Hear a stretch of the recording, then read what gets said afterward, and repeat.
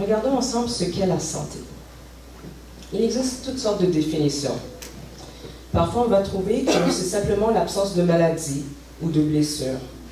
D'autres fois, on va dire c'est le bien-être. Si on se sent bien, on est en santé. D'autres définitions sont un peu plus explicites et nous disent qu'il s'agit du bien-être de l'esprit, de l'âme et du corps. Bon, déjà là, ça vient collaborer un peu plus avec ce que nous dit la parole de Dieu. Alors, quand on regarde dans 1 Thessaloniciens 5, verset 23, je lis pour vous, « Que le Dieu de paix vous sanctifie lui-même tout entier, et que tout votre être, l'esprit, l'âme et le corps, soient conservés irrépréhensibles lors de l'avènement de notre Seigneur Jésus-Christ. » Donc, on voit ici qu'il y a 3 facettes à l'être humain. Et le désir de Dieu, c'est que ça soit conservé irrépréhensible. D'accord. Donc, il faut apprendre à prendre soin de ce corps, de cet esprit, de cette âme. On va regarder justement tout cela ensemble. Parlons un peu du côté physique. La santé physique, c'est quoi? Eh bien, c'est les habiletés qui nous aident à aller travailler, à faire à manger, à étudier, à aller à l'école, faire les courses, nettoyer, faire du jardinage, etc. N'est-ce pas? Ça prend de la force physique, de la force, on va dire de la flexibilité, de l'endurance. On se comprend bien? Excellent. Qu'en est-il de la santé mentale? Alors, à ce niveau-là, on parle plus des émotions, du côté psychologique et social du bien-être. Ça intervient avec la pensée, avec comment on se sent et comment on interagit avec les autres. Et maintenant, on va parler du volet spirituel. En quoi ça consiste?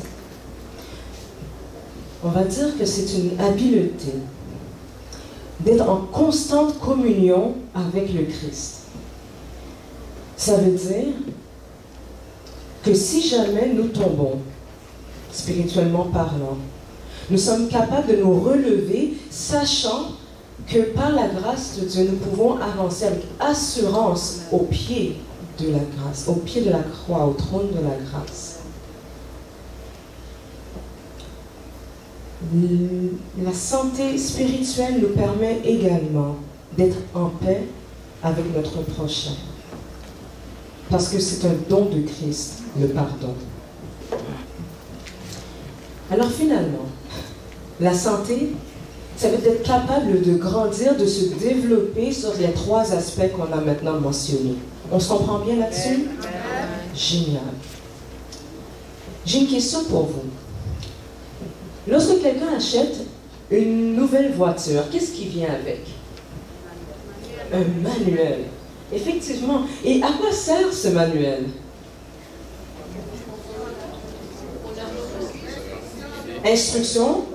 Quel genre d'instruction? Oui, instruction sur la voiture, mais pour faire quoi?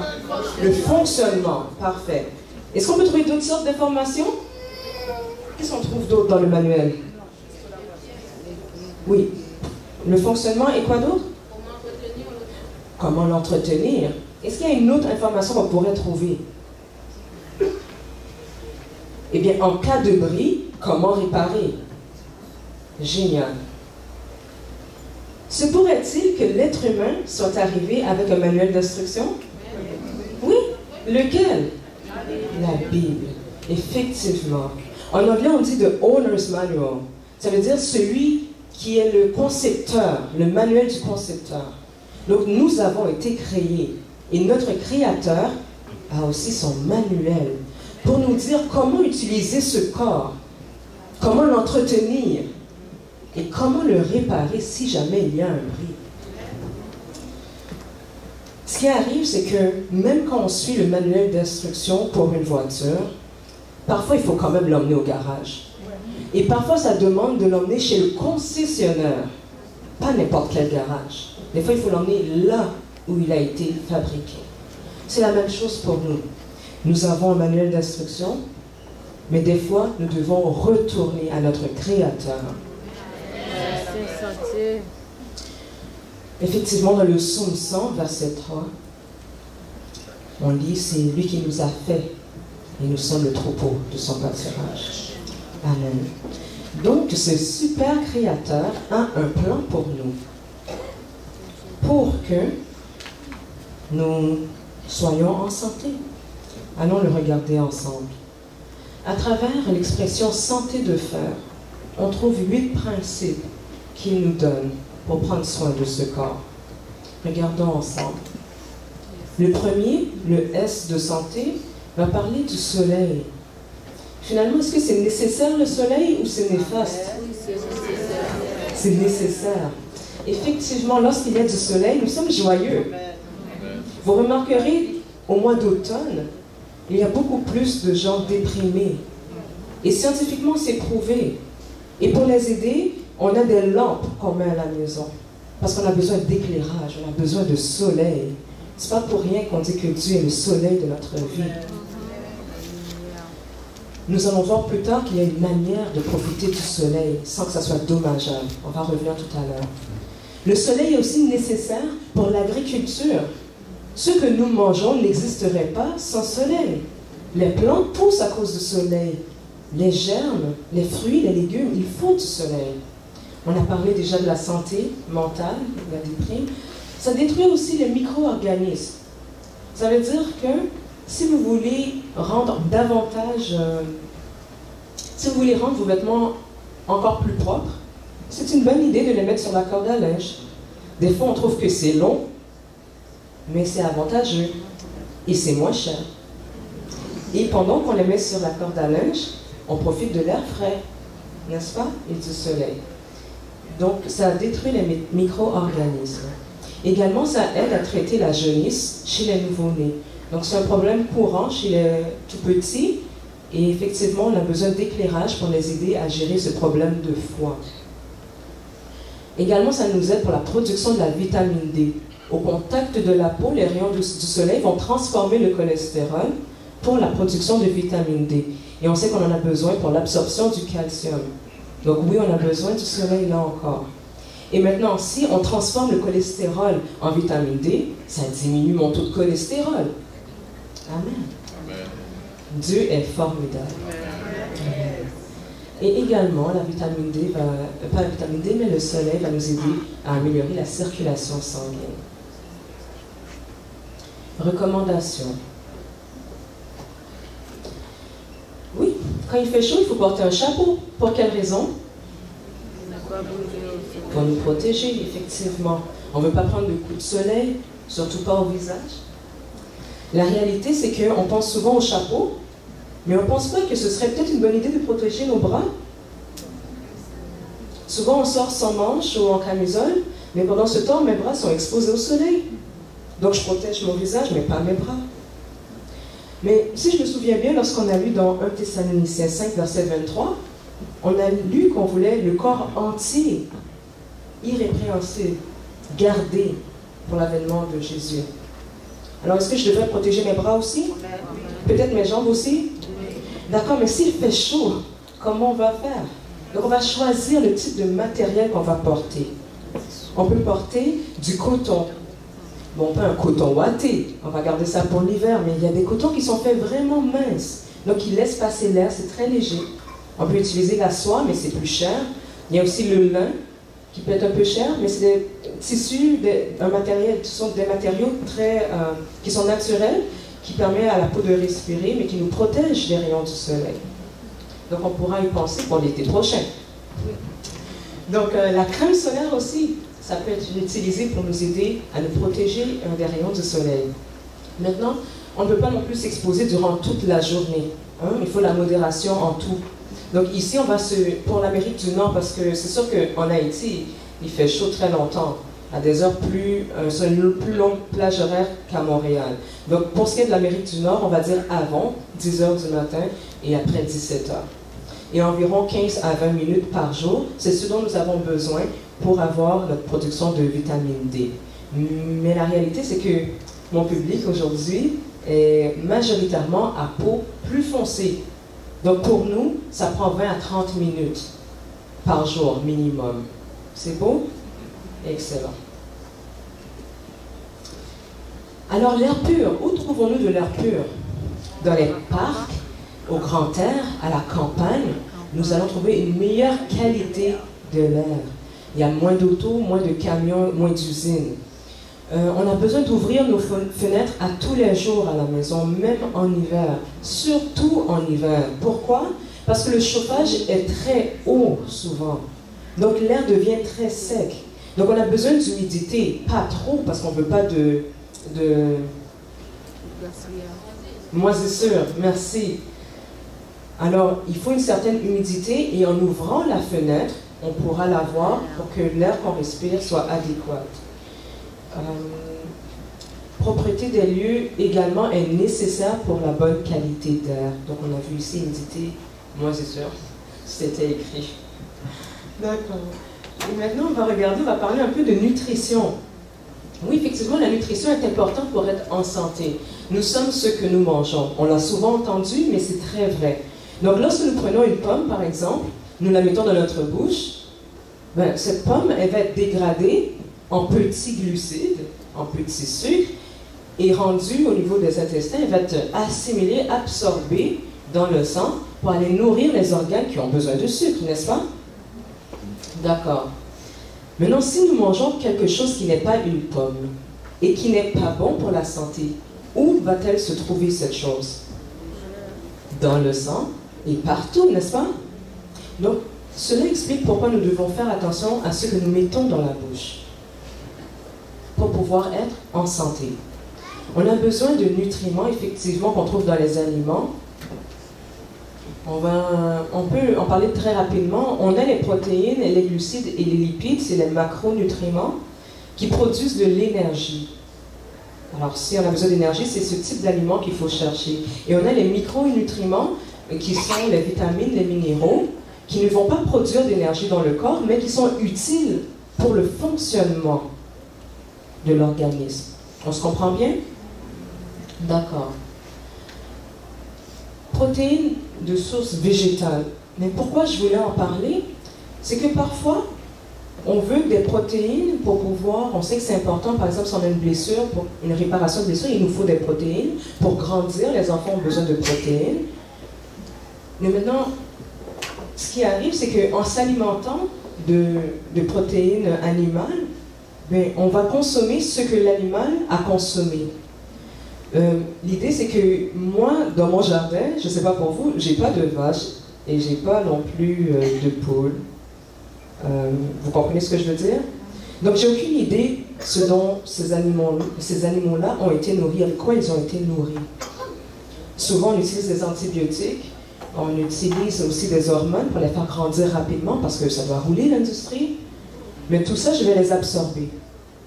Ce qui arrive en les absorbant, j'augmente mon taux d'acidité.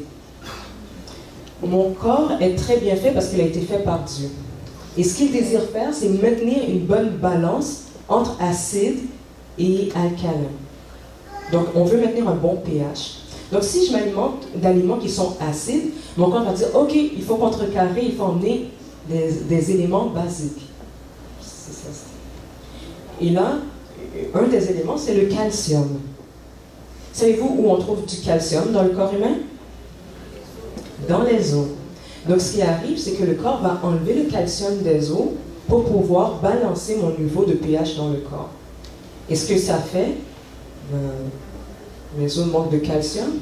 Et c'est pour cela que les pays où on mange beaucoup de produits laitiers, par exemple, dans ces pays-là, il y aura un très grand nombre de personnes atteintes d'ostéoporose, versus d'autres pays qui en auront presque pas. J'ai une vidéo, mais je n'aurai vraiment pas le temps de le passer aujourd'hui.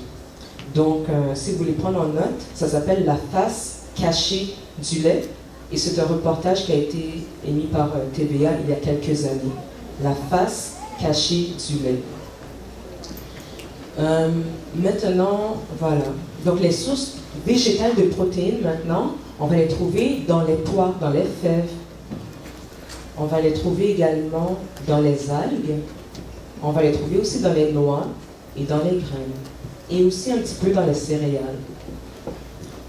Pour le calcium, maintenant, de source végétale, on va les trouver dans les choux, dans choux verts, choux rouges, On dit kale en anglais, le chou frisé, collard green. On dit chou cavalier, le brocoli. Alors, ce sont des sources de calcium végétal. Alors, voilà. Alors, si on fait du jardinage, c'est un avantage. Pourquoi? Mais parce qu'on est sûr que même ces aliments-là, ils vont pousser sans pesticides, par exemple. Donc, à suivre. Et je vous encourage. Alors, ici, on va parler maintenant de tempérance.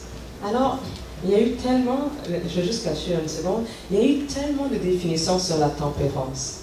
Les gens disent que la tempérance, c'est la modération. Donc, tant que c'est pas trop, ça va.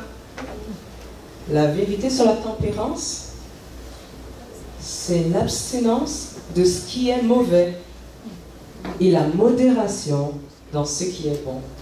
Trouvez-vous que ça fait plus de sens? Oui. Donc, tout ce qui est mauvais, on met ça de côté, c'est terminé, par la grâce de Dieu. Et maintenant, dans ce qui est bon, je vais user de modération.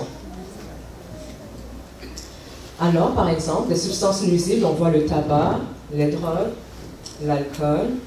Il y a aussi d'autres choses qui sont irritantes dans l'alimentation. Le piment, on aime ça les Haïtiens, le piment. Mais c'est un irritant. Il y a plein d'autres choses, mais je suis obligée d'aller un peu plus vite. Mais je vous recommande conseils sur la diète et la nutrition. Et je vous recommande aussi ministère de la guérison. Donc, beaucoup d'informations sont dans ces livres, expliquées de manière simple. Donc, je vous encourage à aller jeter un œil. Et on parle de modération aussi au niveau de la nourriture, mais également dans les autres aspects de la vie. Dans les activités, on ne peut pas toujours travailler et on ne peut pas toujours dormir. Donc, il faut une balance. C'est beau? Génial. L'eau. L'eau, effectivement, est nécessaire à la vie quand même. On peut passer plusieurs semaines sans nourriture, mais seulement quelques jours sans eau. Le corps, son poids, l'eau représente 70% du poids corporel. Donc, on a besoin d'eau. Même pour les échanges cellulaires, on a besoin d'eau. Notre peau, pour être hydratée, a besoin d'eau. Imaginez-vous que même nos articulations, si on veut que ça fonctionne, on a besoin d'eau. Je vais vous partager un petit quelque chose. Je ne suis pas très jeune, mais je ne suis pas très vieille non plus.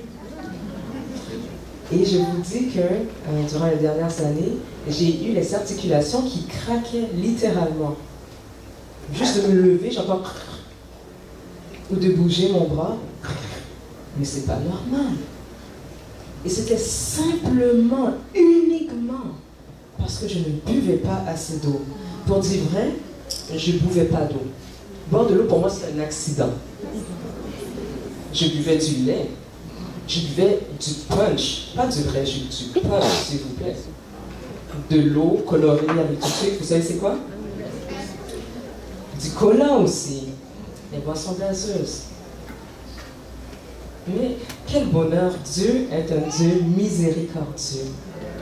Il nous fait grâce, il nous instruit et en plus, il nous donne le pouvoir de changer, d'être transformé. Donc, par la grâce de Dieu, je bois beaucoup plus d'eau. Amen. Et ça fait plus crack.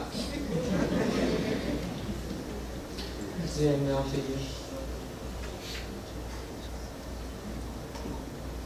Effectivement, l'eau est utile à d'autres choses. Pour nettoyer la peau, il faut se laver, c'est nécessaire, pour enlever les microbes qui sont dessus.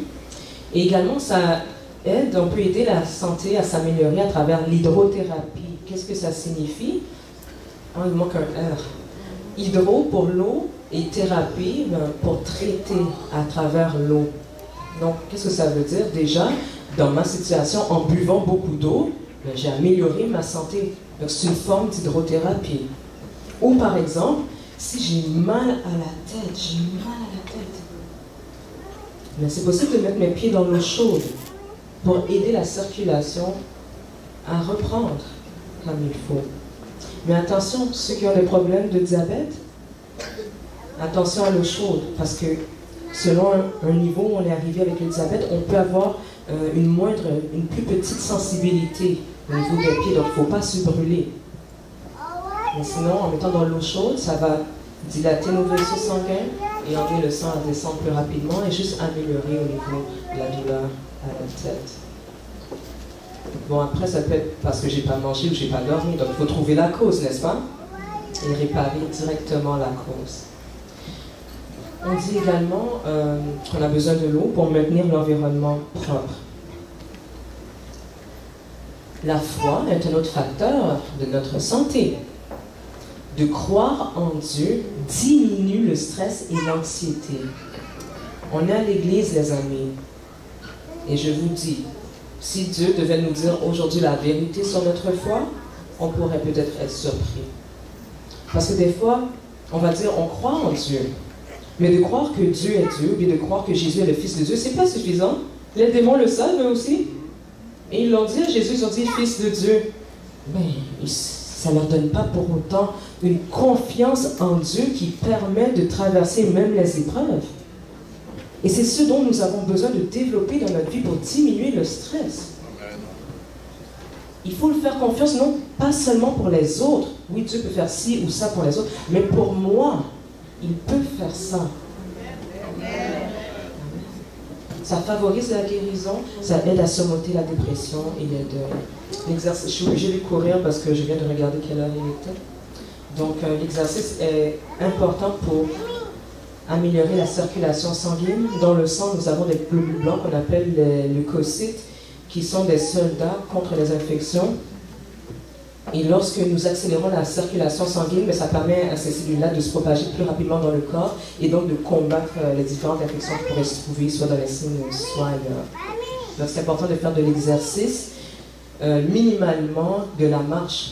La marche est un très bon exercice, il permet aux 4 membres de bouger, d'être coordonnés, et ça permet aussi la bonne circulation. Donc je vais juste y aller rapidement, parce que, il y a aussi le repos bien sûr. Le repos est essentiel pour la régénération cellulaire. C'est que lorsque nous dormons le soir, que nos cellules peuvent se régénérer. Cela permet de renouveler nos forces. On a besoin de 8 heures de sommeil par nuit, pas 5, pas 2, pas 1. 8 heures ou 9 heures, sans lumière. Des fois, on aime avoir la petite lampe allumée. La lumière est un stimulus. Donc, ça nous empêche de dormir comme il faudrait. L'estomac vide, pourquoi? Est-ce que vous aimeriez ça chez vous, que tout le monde aille dormir, sauf vous? Pas juste une journée, tous les jours. Tout le monde a le droit d'aller dormir, mais pas vous. Ce ne serait pas juste, hein? Mais imaginez-vous, c'est ce qu'on fait avec notre estomac. Tout le monde va dormir, sauf lui. L'estomac aussi a besoin de se reposer. Donc, pour cela, il faut un délai avant d'aller dormir. Pour digérer, l'estomac a besoin de 5 heures. La seule condition, c'est si on mange que des fruits. Si on mange que des fruits, selon notre métabolisme, on peut faire ça en 3 heures. Donc, si je dors à 8 heures, ce qui n'est pas vrai, n'est-ce pas? D'accord. Si je dors à 10 heures, mon dernier repas, si c'est des fruits, serait à 7 heures. Sinon, ça remonte à 5 heures. D'accord. Les heures avant minuit sont plus profitables pour le repos que les heures après minuit. Et bien sûr, le repos hebdomadaire. Les amis, j'ai fait le tour des 8 principes de santé, mais je ne peux pas partir sans vous dire que la raison pour laquelle on va être en santé, ce n'est pas uniquement pour être plus en forme dans nos activités, ce n'est pas simplement pour avoir une meilleure qualité de vie, et ce n'est pas uniquement pour vivre plus longtemps. En tant que chrétien, être en santé, c'est pour l'honorer. Dieu nous a dit que notre corps, c'est le temple du Saint-Esprit. On ne peut pas l'accueillir n'importe où, n'importe comment.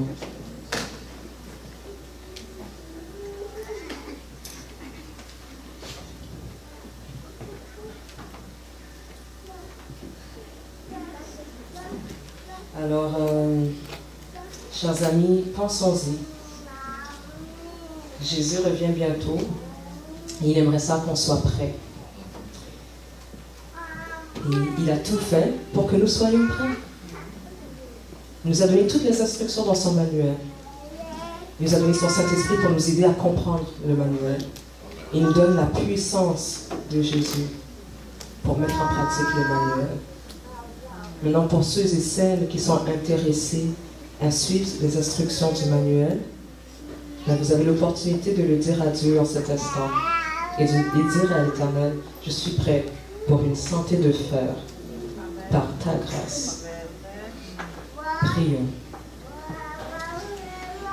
Seigneur Dieu, tu nous as parlé et tu nous as montré à quel point tu avais un plan formidable pour nous maintenir en santé. Et pas seulement pour cette vie ici-bas, mais pour nous permettre, Seigneur, d'avoir un temple qui te reçoive. Et en te recevant, on sera capable, Seigneur, spirituellement, de comprendre tes instructions pour ce temps qui arrive. Aujourd'hui, c'est tranquille. Mais ce ne sera pas toujours tranquille parce que tu reviens. Et l'ennemi rôde comme un lion rugissant, cherchant qui dévorer. Mais Seigneur, si on n'est pas en santé, comment allons-nous faire face à l'ennemi? Seigneur, sois avec nous. Entends le désir de nos cœurs de te servir et de faire ta volonté pour notre santé mentale, physique et spirituelle. Nous comptons sur toi, sachant que tu ne nous déçois jamais. Nous prions au nom de Jésus. Amen. Amen.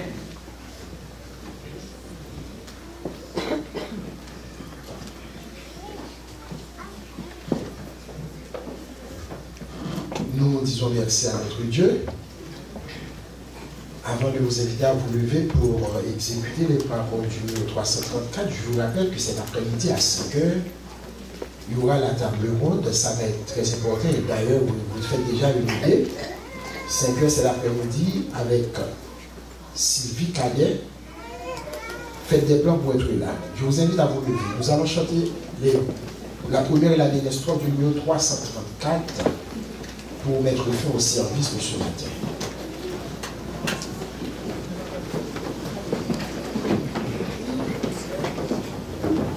Excusez-moi, 494, la première et la troisième strophe.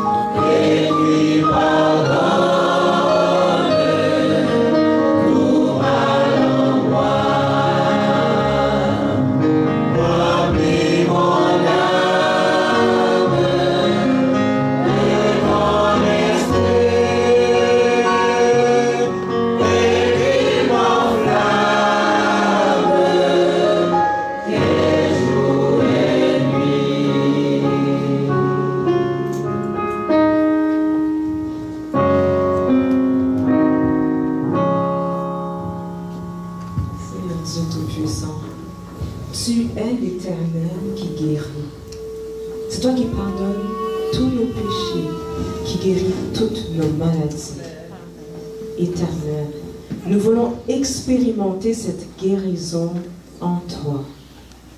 S'il te plaît, rends-nous obéissants. Seigneur, bénis ton Église Bethesda. Tu connais ses besoins. Et Seigneur, tu sais comment y répondre. Donc, rends ton Église attentive à ta voix et que ta volonté soit faite aujourd'hui et pour l'éternité. Nous prions au nom de Jésus. Amen.